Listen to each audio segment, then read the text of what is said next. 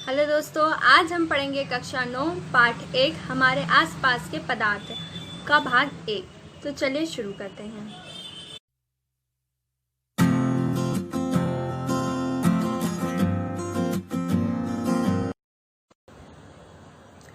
तो हम पदार्थ के बारे में पढ़ रहे थे। पदार्थ ऐसा कुछ भी जो स्थान घेरता है व जिसमें द्रव्यमान होता है पदार्थ कहलाता है। स्थान घेरने का मतलब होता है कि वो कोई ना कोई अपनी एक स्पेस लेगा, उसके एक जगह होगी जो वो घेरेगा। साथ ही द्रव्यमान की अगर बात करें तो उसकी द्रव्यमान तोलने पर कुछ न कुछ भार निकलेगा उसका हम अधिकतर देखते हैं। अगर तत्वों की बात करें तो अक्सर हम देखते हैं m द्रव्यमान हम ज्ञात करते हैं उसका। तो ये सारी चीज़ें क्या होती है, पदार्थ होती हैं। तो ये पदार्थ क्या है, छोटे छोटे कणों से मिल करके बना हुआ है। छोटे छोटे पार्टिकल्स हम देखते हैं। कोई भी पदार्थ हो, चाहे ठोस हो, द्रव हो, गैस हो, वो सारे एक छोटे छोटे कणों से मिल करके बने होंगे।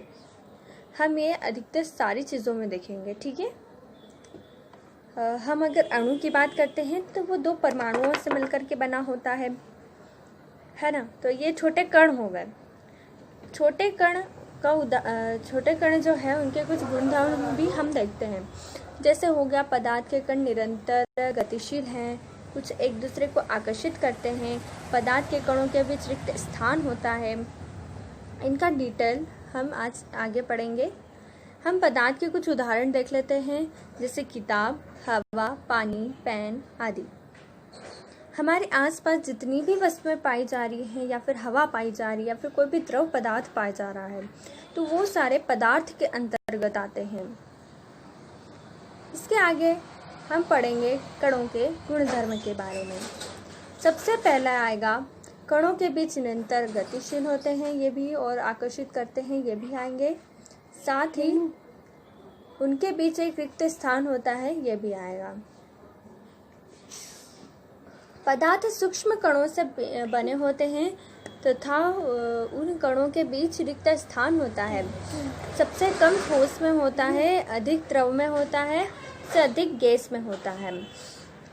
सूक्ष्म कणों से बने होते हैं, ये तो हमने अभी पिछले स्लाइड में देख लिया था। अब उनके बीच में कुछ रिक्त स्थान भी होता है, जैसे कोई भी ठोस हो, द्रव हो, गैस हो, वो जिन भी कणों से मिलकर बना है उनके बीच में कोई ना कोई स्पेस ज़रूर होगा।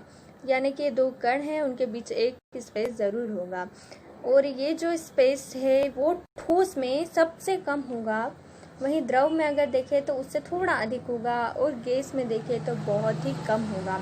अगर हम गैसेस की बात करते हैं तो पूरे इन्वायरमेंट में वो फैले होते हैं। वो उनके जो भी कण होंगे वो एक दूसरे से बहुत ही दूर होते हैं, उनमें बहुत ज़्यादा ही रिक्त स्थान हमको देखने को मिलता है। वहीं ठोस की अगर बात करें हम तो कंडेंस होते हैं, यानी कण एकदम बिल्कुल समीप इस तरीके से स्थित होंगे, एकदम बिल्कुल बहुत समीप, बहुत ही न्यून उनके बीच में एक स्पेस रहता है।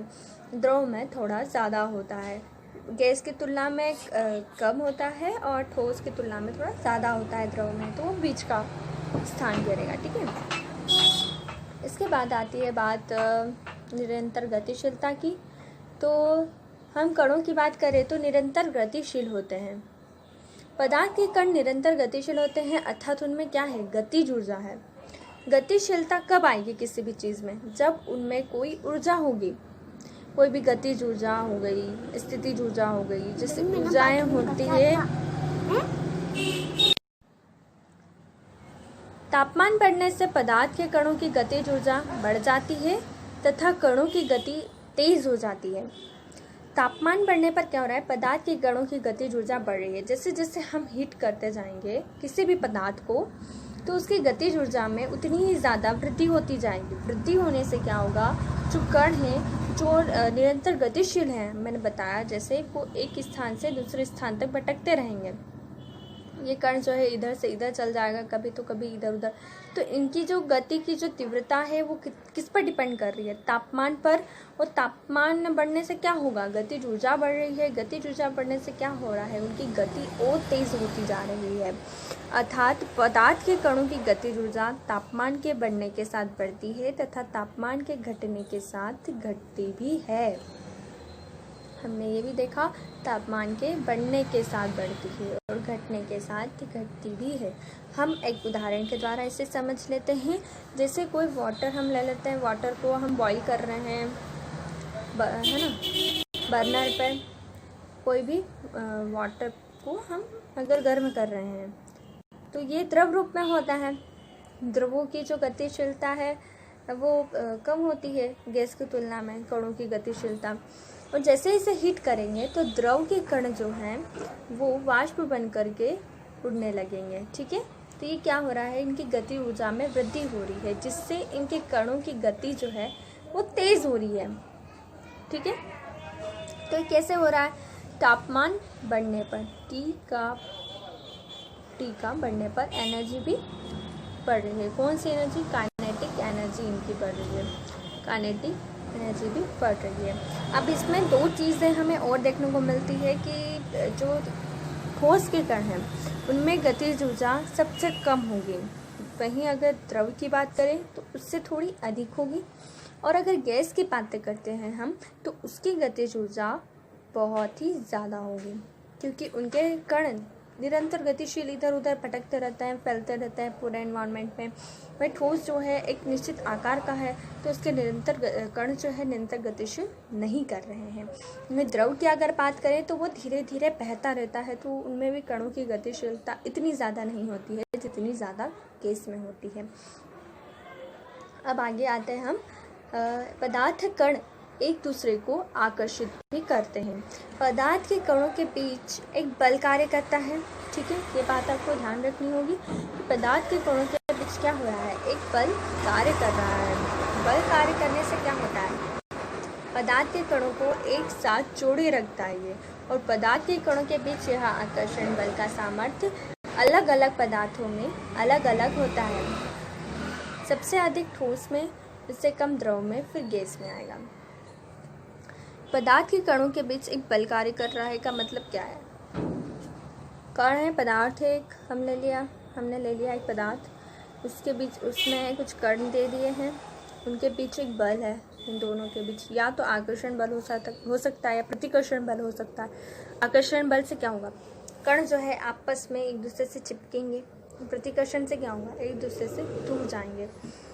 तो क्या हो रहा है? आकर्षण बल है, तो आकर्षण बल से क्या हो रहा है? एक दूसरे से जुड़े हैं, एक दूसरे को आकर्षित कर रहे हैं कण कहीं ना कहीं एक दूसरे को, तो एक दूसरे से जुड़े हुए हैं वो। तो वो क्या है? भले उनमें गतिशीलता है तो भी वो एक दूसरे से कहीं ना कहीं जुड़े हुए हैं। जैसे गैस के मॉलिक्यूल्स की अगर हम बात करते हैं तो गैस के जो मॉलिक्यूल्स हैं वो भले बहुत ही ज़्यादा निरंतर गतिशील रहते हैं, फिर भी क्या है? एक दूसरे से कभी अलग नहीं होंगे। वो जिस गैस के हैं उसी गैस में रहेंगे। जैसे नाइट्रोजन गैस के कण नाइट्रोजन गैस में रहेंगे, हाइड्रोजन गैस के कण हाइड्रोजन गैस में रहेंगे। तो ये क्या है? कण का आपस में एक आकर्षण बंधा हुआ है। एक ही पदार्थ के कण का समान होना एक ये भी एक गुणधर्म है इनका। तो सबसे अधिक ठोस में, मैंने बताया ठोस जो है उसमें क्या होता है? कण जो है एक दूसरे को बहुत ही ज़्यादा आकर्षित करके रख रहे हैं। आकर्षित करने से क्या होगा कि उसका एक आकार रहेगा, साथ ही उससे कम द्रव में होगा। अगर द्रव की बात करते हैं इससे द्रव में होगा, और सबसे कम गैस में होता है। गैस में आकर्षण थोड़ा कम होता है, ताकि वो इसी कारण से वो ज़्यादातर फैले रहती है, उसका कोई निश्चित आकार भी नहीं होता है। ठीक है, अब नेक्स्ट स्लाइड पर आते हैं हम। पदार्थ की अवस्थाएं, ये हमने देख लिया था कि पदार्थ के कणों के गुणधर्म क्या क्या होते हैं। अब पदार्थ की अवस्थाएं अगर हम देखें तो हमने पहले भी पढ़ लिया है। ठोस होती है अवस्था, एक द्रव होती है और एक गैस होती है। और यहाँ पे दो न्यू भी हैं अवस्थाएं जो हमने पढ़ी नहीं है, प्लाज्मा अवस्था और बोस-आइंस्टीन कंडेंसेट।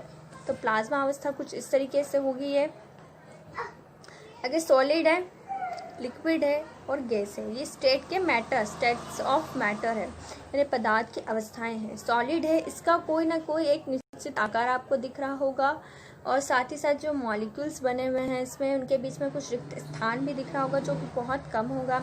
और इसमें अगर देखें तो इनके बीच का आकर्षण भी बहुत ज़्यादा होगा, ठीक है, और इनकी गतिशीलता जो है वो कम होगी। अब लिक्विड की बात करते हैं। लिक्विड जो है उनके बीच के जो कणों की गतिशीलता है वो ठोस से ज़्यादा है। इनमें स्पेस जो है कणों के बीच का वो थोड़ा कम है और इनका भी कोई निश्चित आकार नहीं है। गैस की बात करते हैं तो इसमें भी कोई निश्चित आकार नहीं होगा। इसमें जो गतिशीलता है वो बहुत ज़्यादा होगी। आकर्षण जो है कणों के बीच का वो बहुत ही कम होगा, जिससे इसका कोई निश्चित आकार नहीं होगा। और जो कण हैं उनके बीच का जो स्पेस है आप खुद ही देख सकते हैं, बहुत ही ज़्यादा स्पेस है इनमें। वह प्लाज्मा अवस्था आ गई। अब इसके बाद करते हैं एड हीट। आपका ये दिख रहा होगा एरो, एक एड हीट, यानी कि सॉलिड है। सॉलिड को अगर आप गर्म करेंगे जिससे तापमान पर असर होगा, गतिज ऊर्जा बढ़ेगी। तापमान का असर होने से गतिज ऊर्जा बढ़ रही है। तो सॉलिड जो है उसमें अगर अपना एड हीट कर देंगे तो क्या होगा, सॉलिड से फिर वो लिक्विड बनेगा, लिक्विड से फिर गैस बनेगी और गैस से फिर प्लाज्मा अवस्था पे आएगा वो, ठीक है, आप देख रहे हैं। तो क्या है ये इस तरीके से क्रम चलेगा हीट का। और अगर इसे ठंडा करते जाएंगे आप, इससे विपरीत भी चलें, जैसे ही हीट को कम करते जाएंगे तो प्लाज्मा से सॉलिड अवस्था बन जाएगी। तो इसमें हम एक उदाहरण, एक एग्जांपल ले लेते हैं वाटर का। वाटर में क्या हो रहा है, वाटर में हम बर्फ़ लेते हैं। बर्फ़ को अगर गर्म करते हैं तो वो द्रव अवस्था में, जल अवस्था में प्राप्त हो जाएगी। वहीं अगर उसमें और हीट अपन ऐड कर देते हैं तो वो धीरे धीरे से क्या है कि वाष्प में कन्वर्ट हो जाएगी, गैस बन जाएगी और फिर वो उससे और ज़्यादा हीट करेंगे तो प्लाज्मा अवस्था में आ जाएगी। तो आज का वीडियो लेक्चर हमारा यहीं पे समाप्त होता है। धन्यवाद।